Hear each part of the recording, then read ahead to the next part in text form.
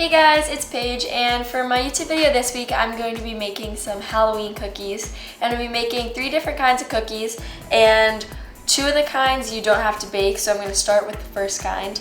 And first I'm taking my Betty Crocker sugar cookie mix, and I'm just following the recipe on the back. So before I start, I'm going to preheat the oven to 375. This cookie is going to be a spider cookie. Now I'm going to just take the whole thing of mix and dump it in here. Now I'm going to take a whole stick of butter and just plop it in. And also 1 egg.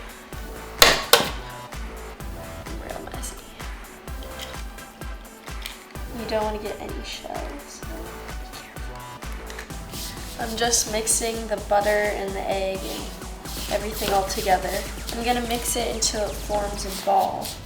Now I'm going to use a metal spoon because it's a lot easier to mix. Once it starts getting doughy and not as powdery, now I'm going to take my cookie sheet, and the directions say that you don't need to grease it.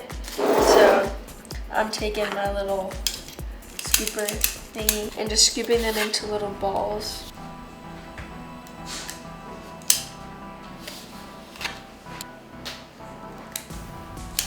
Now that I've finished putting them all in the little balls, I'm going to put them in the oven. I'm going to set my timer. It says to put them in for 7 to 9 minutes, so I'm just going to put them in for 8 just because it's in between. Now they're done cooking, so I'm just going to take them out of the oven. You need to make sure that you decorate them right whenever you take them out of the oven, because that's what makes the candy stick to them. So first I'm going to take my Raisinets, and these are going to be the head of the spider. So you're going to put them and smush them down.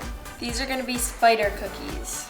Whenever you do this, you need to make sure you do it right when you take them out of the oven, or else the cookie will harden and you won't be able to smush the raisin down. Then the candy wouldn't stick and the raisin would just fall out. Next, I'm going to take Whoppers, and I just have little packages. And you're going to put it right under the raisin so it's attached, so it's like the body of a spider.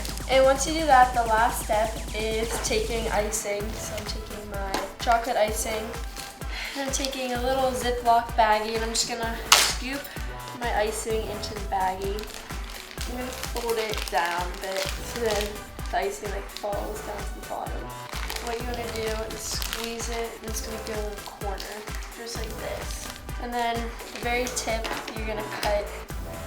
Great, and now you're gonna draw the legs on your spiders. If you didn't know they had 8 legs. You wanna make sure your bag's closed or it will explode out the top. You want to make sure that you make the hole really small so that the icing will come out. It'll be skinny.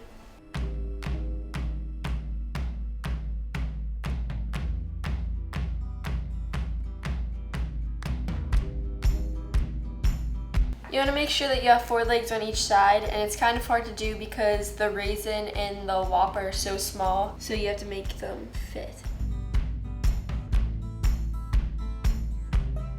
First, I'm going to take my Fudge Stripe Original Cookies, and you're going to use not the stripe side, you're going to flip them over to where it's all chocolate.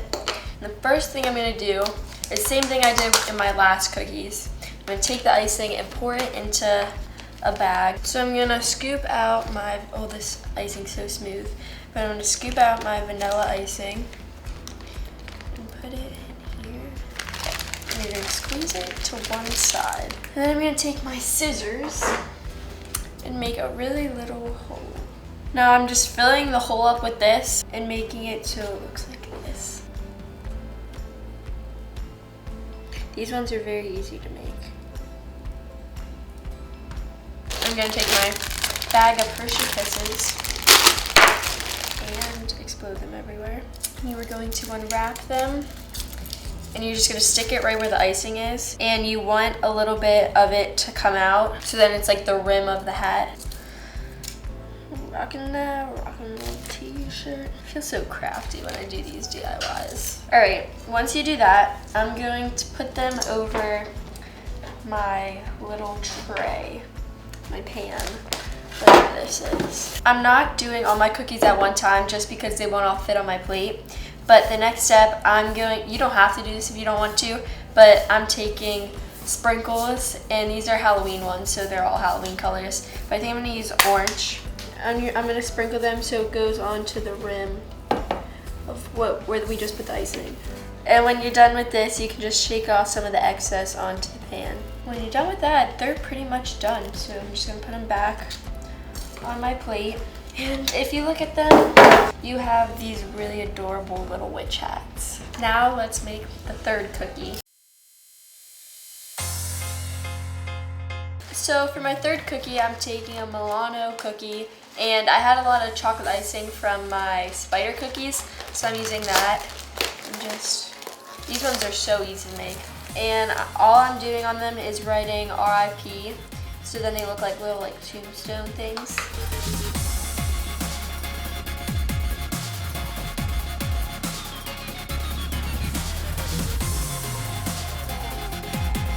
Masterpiece. These cookies are really good because it literally takes 2 seconds to make them, so if you're in a rush or going to a Halloween party or anything, you can make them in 2 seconds. Now I'm going to be doing my ghost milk. You can use any cup that you want, but I chose this one. First I'm going to flip it upside down and dip it into water. This is so that my sprinkles stick. And I'm using orange sprinkles, and I'm just going to dump them into this bowl. Stick them on here. Then you see it's like a sprinkle rim of orange. And I'm going to pour my milk, and I'm taking my chocolate. I'm going to draw a little ghost face.